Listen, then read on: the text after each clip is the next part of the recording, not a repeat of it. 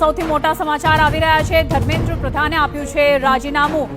આપને જણાવી દઈએ કે આને લઈને કેટલી હદે કેટલા દિવસોથી પ્રોટેસ્ટ ચાલી રહ્યું હતું અને ખાસ કરીને નીટ પેપર લીક મામલે અત્યારે સૌથી મોટું ડેવલપમેન્ટ આવતું હોય તે દેખાઈ રહ્યું છે। ધર્મેન્દ્ર પ્રધાને રાજીનામું આપી દીધું છે।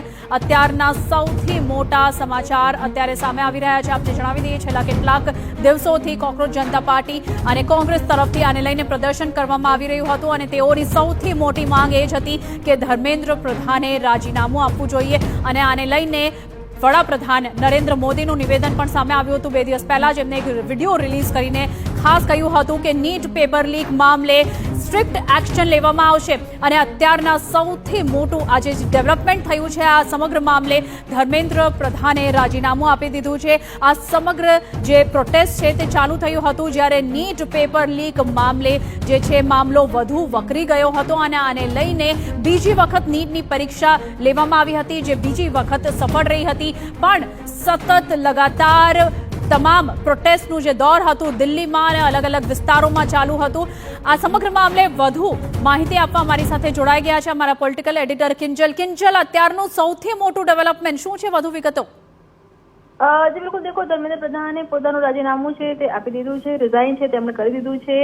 જે માંગ હતી સૌથી વધારે એ જ હતી કે ધર્મેન્દ્ર પ્રધાને શિક્ષા મંત્રી તરીકે રાજીનામું છે તે આપવું જોઈએ। અને હિન્ટ વડાપ્રધાન દ્વારા પણ ગઈકાલે આપવામાં આવી હતી કે કેબિનેટમાં ખૂબ મહત્વનો નિર્ણય છે તે આવવા જઈ રહ્યો છે અને જે માહિતી મળી રહી છે તે પ્રમાણે ધર્મેન્દ્ર પ્રધાને રાજીનામું આપ્યું છે। ખાસ કરીને જે રીતે જંતર મંતરની અંદર જે લાઠીચાર્જ કરવામાં આવ્યો હતો અને ત્યારબાદ જે વિદ્યાર્થીઓનું જે આંદોલન જંતર મંતરથી દેશના અલગ અલગ રાજ્યોમાં થઈ રહ્યું હતું અને સૌથી મહત્વની એક જ ડિમાન્ડ હતી કે ધર્મેન્દ્ર પ્રધાનનું પહેલા રાજીનામું લેવામાં આવે।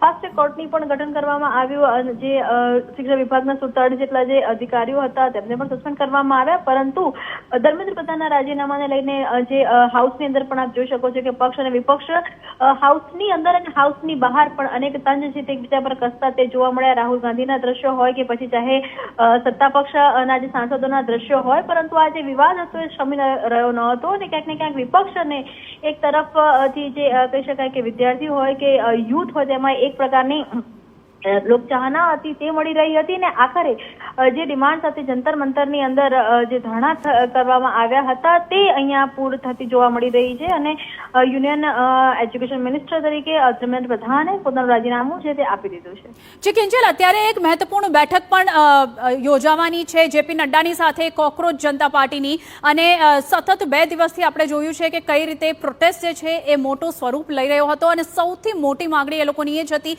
કે ધર્મેન્દ્ર પ્રધાન રાજીનામું આપે તેમને એમના પદેથી હટાવવામાં આવે। તો અત્યારે આ સમગ્ર જે ડેવલપમેન્ટ છે આને કઈ રીતે જોવામાં આવી રહ્યું છે? શું કોકરોચ જનતા પાર્ટીની માંગ સરકારે માની લીધી છે અને એના માટે જ આ રાજીનામાનું જે પગલું છે ધર્મેન્દ્ર પ્રધાન તરફથી ભરવામાં આવ્યું છે?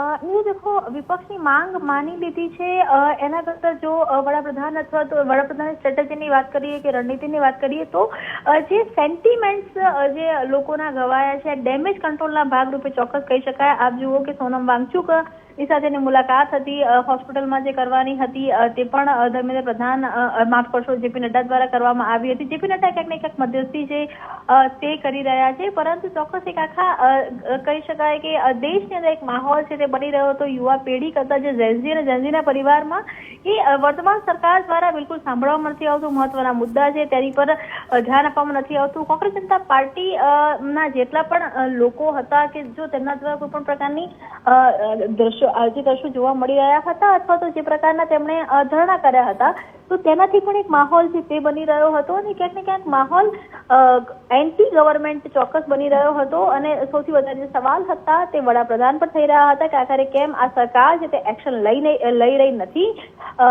અને આ એક કારણ રહ્યું છે કે જેપીઆઈ ની પણ એક મહત્વની માંગ હતી કોંગ્રેસ જનતા પાર્ટીની પણ કે આ ધર્મેન્દ્ર પ્રધાનનું રાજીનામું છે તે લેવામાં આવે તો તેમનું રાજીનામું પણ લેવામાં આવ્યું છે અને હવે જંતર મંતર પર કેમ કે જે રીતનું આંદોલન છે તો અનેરું જોઈ શકાય છે કે કેટલાક વિદ્યાર્થીઓની સાથે કેટલાક જે તત્વો છે એ પણ અહીંયા આવી રહ્યા છે એ પ્રકારના તત્વો કે જેના લીધે થઈ અને હુલ્લડ થઈ રહ્યા છે। પોલીસને પણ ક્યાંક ને ક્યાંક દુર્વ્યવહારનો અને અનેક પ્રકારના વ્યવહારનો સામનો કરવો પડી રહ્યો છે। તો ફરી એકવાર શાંતિ થાય, ફરી એક વખતે જે ચોક્કસ વાત કરવામાં આવે હવે તો એન્ટી એન્કમ્બન્સી જે થઈ ગઈ છે, તો નારાજગીને ખાળવાનો પ્રયાસ છે તે નિરૂપ કરવાનો પ્રયત્ન થઈ રહ્યો છે. ખૂબ ખૂબ આભાર કિંજલ આ સમગ્ર અપડેટ્સ દેવા મામલે. અને